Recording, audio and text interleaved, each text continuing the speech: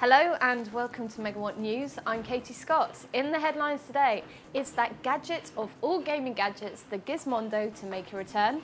The world's biggest jukebox launched today. Canon's spring collection, we were live at the event. And who else launched cameras today? We have all of the details.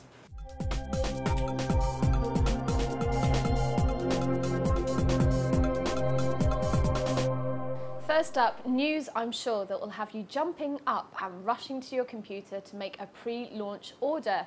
Note the sarcasm. Rumours are spreading around the web that the mini masterpiece of gaming genius, the Gizmondo, may be about to make a return. A teaser site has appeared stating only "the legend is reborn" and hints towards a Gizmondo live marketplace. But gaming geeks are already laughing this off as a spoof. After all, Ferrari-smashing former Gizmondo boss Stefan Ericsson has only just been released early from his American jail sentence. Oh, and the company which owned the old device went into administration.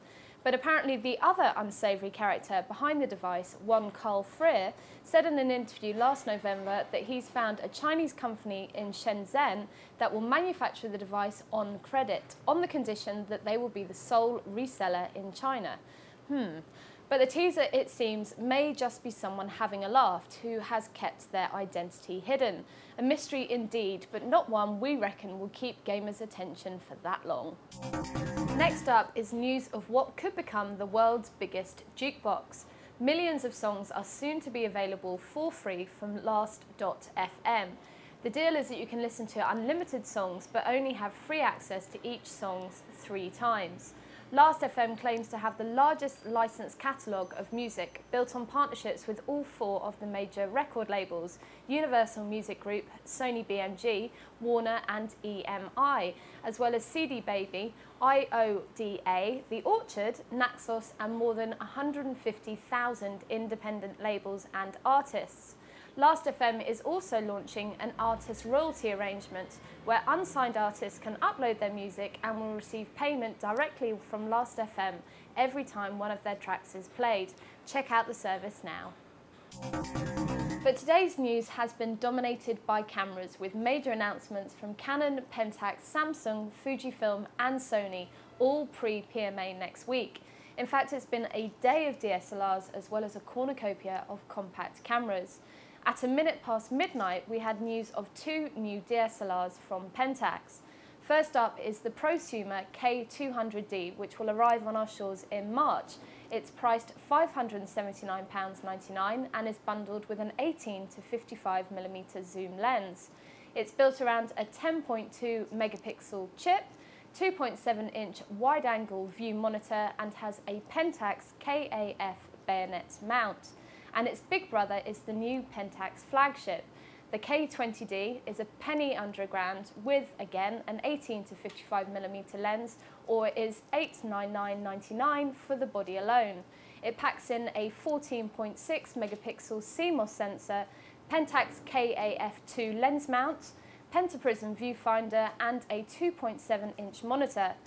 In fact, it seems to be offering much the same features as the Samsung GX20, which arrived 9 hours later.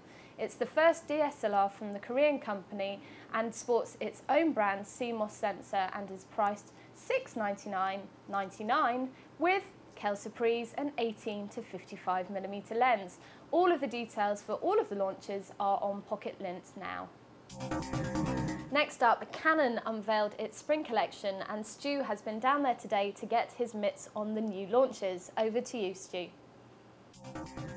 Thanks, Katie. We're here at the Canon Spring Collection event over at the Science Museum, where the company has launched a plethora of cameras, printers, camcorders and other bits and bobs. The 2 highlights of the event so far have been the 450D, an entry-level DSLR camera, and the HF10, a high-definition camcorder with solid-state drive.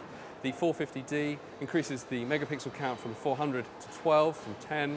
It also adds SD card rather than compact flash.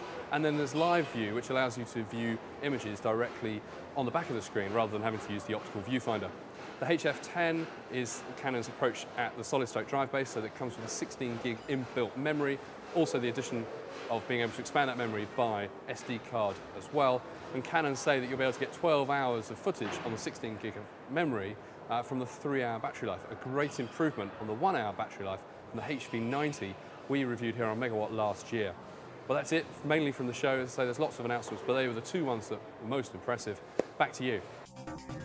Samsung, Pentax, Sony and Canon all had compact launches, but it was Fujifilm that had the highest spec models today. It unveiled 7 launches.